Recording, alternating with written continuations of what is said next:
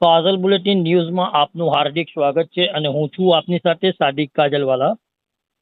દર્શક મિત્રો, વિશ્વભરમાં મોટાભાગના દેશોમાં અને ભારતમાં પણ સતન કેન્સરના કિસ્સાઓ ધીરે ધીરે વધી રહ્યા છે અને સતનનું કેન્સર એ હવે સ્ત્રીઓમાં ધીરે ધીરે સામાન્ય થતું જાય છે, જે 40 વર્ષની ઉંમર પછી કેટલીક સ્ત્રીઓને અમુક ચોક્કસ કારણોને લીધે થવાની સંભાવનાઓ વધતી જાય છે અને બને તેટલું વહેલું સતન કેન્સરને શોધી તેની સારવાર કરાવવી એ સૌથી સારું રક્ષણ છે, કારણ કે તેની સારવાર સહેલાઈથી કરી શકાય છે।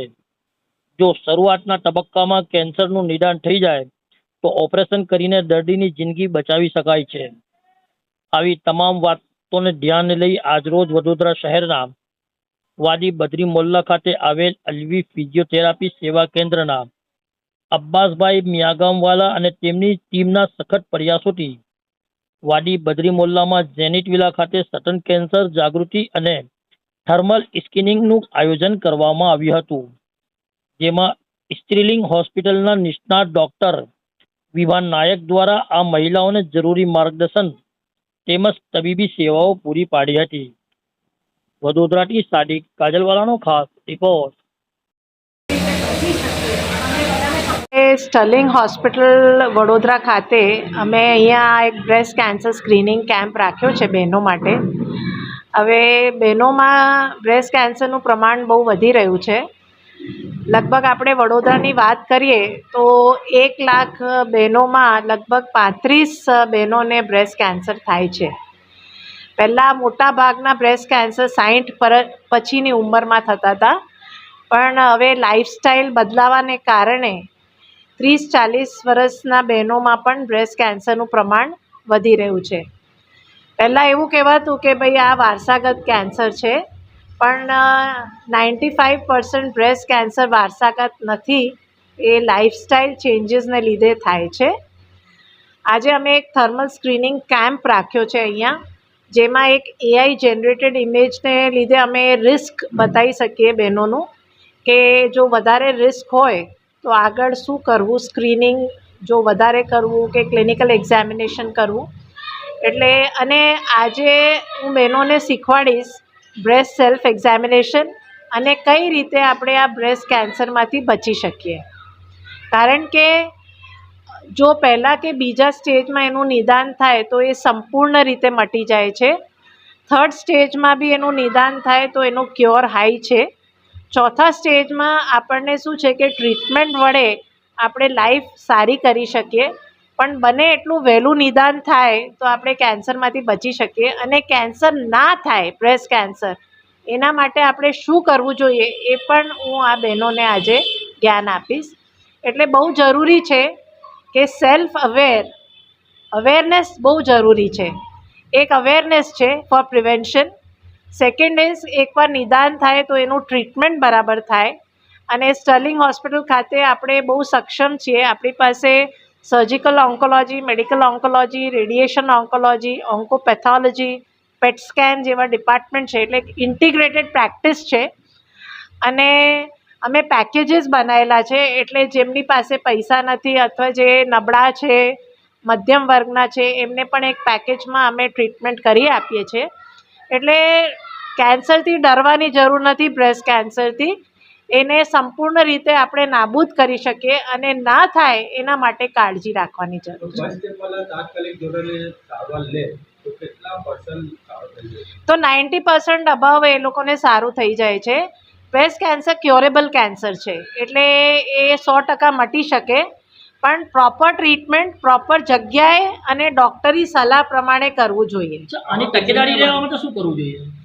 સૌથી પહેલું તકેદારી લેવા માટે જે બહેનો છે જેમને માસિક આવે છે એમને બ્રેસ્ટ સેલ્ફ એક્ઝામિનેશન કરવું જોઈએ, એ આજે હું એમને શીખવાડીશ। અને જેમની ઉંમર 45 વર્ષથી ઉપર છે એમને સ્ક્રીનિંગ પ્રોગ્રામમાં આવી રીતે એનરોલ કરવું જોઈએ, થર્મલ સ્ક્રીનિંગ અથવા મેમોગ્રાફી સ્ક્રીનિંગ, અને ડૉક્ટરની સલાહ પ્રોપર લેવી જોઈએ। બ્રેસ્ટ સેલ્ફ એક્ઝામિનેશન એકવાર અને ક્લિનિકલ એક્ઝામિનેશન ડૉક્ટર પાસે બી, જો તમને લાગે કે કોઈ સ્તનમાં ગાંઠ છે તો એમનું ડૉક્ટર પાસે ક્લિનિકલ એક્ઝામિનેશન કરાવવું જોઈએ। હું doctor Vibha Nayak, director medical oncology, Sterling hospital, Vadodara. આજે અલ્વી ફિઝિયોથેરાપી સેવા કેન્દ્ર દ્વારા સ્ટર્લિંગ હોસ્પિટલ સાથમાં બ્રેસ્ટ કેન્સર કેમ્પનું આયોજન કરવામાં આવેલું છે. અમે લોકો અહીંયા થર્મલ સ્કેનિંગનું લાવેલા છે આ જગ્યા પર ને બહુ બધા બહેનો એમાં સહકાર આપી રહેલા છે. અમારા બધા સમાજના લોકો આવી રહેલા છે. અમે બહાર બી બધાને કરેલું છે.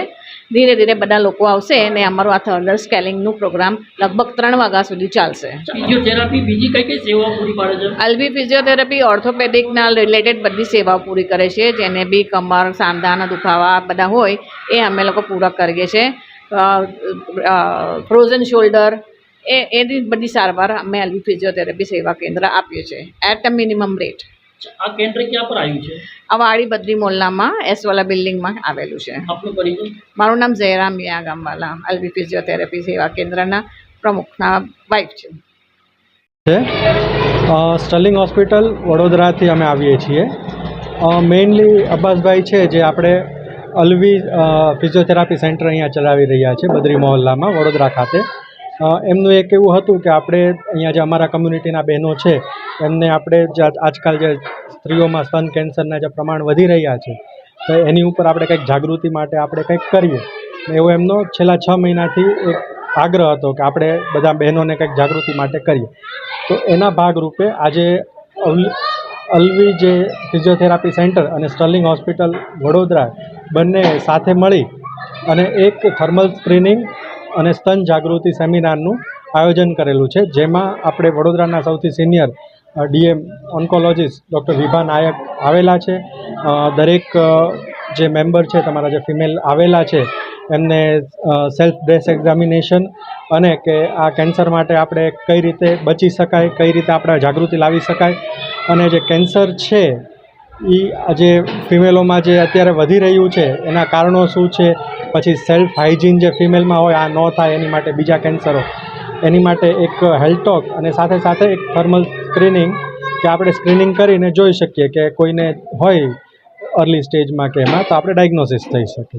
તો એવું એક આજે કરેલું છે. તો તેની માટે હું અબ્બાસભાઈ અને જે એમના જે આપણે વોરા સમાજ છે એમનો હૃદયપૂર્વક છું કે એ લોકો આટલા જાગૃત છે અને એમના જે ફિમેલ લોકો છે એમના હેલ્થ વિશે આટલું વિચારે છે. તો હું વડોદરાના બીજા બધા સમાજને પણ આગ્રહ કરીશ કે પણ એ લોકોએ પણ આવી રીતે કોઈ પણ જે આપણે કેન્સર કે કોઈ બીજી એવી બીમારી છે કે જેને આપણે અર્લી સ્ટેજમાં ડાયગ્નોઝ કરીને મટાડી શકીએ તેની માટે આવા જાગૃતિ અભિયાન કરતા રહેવા જોઈએ અને એમાં ક્યાંય પણ અમારી જરૂર હોય તો અમે એમને સહભાગી થશું અને મદદરૂપ થઈશું. મારો પરિચય જ્વલંત મહેતા, स्टर्लिंग हॉस्पिटल वडोदरा भाईली. इस वीडियो को लाइक करें, हमारे चैनल को सब्सक्राइब कर बेल आइकन जरूर प्रेस करें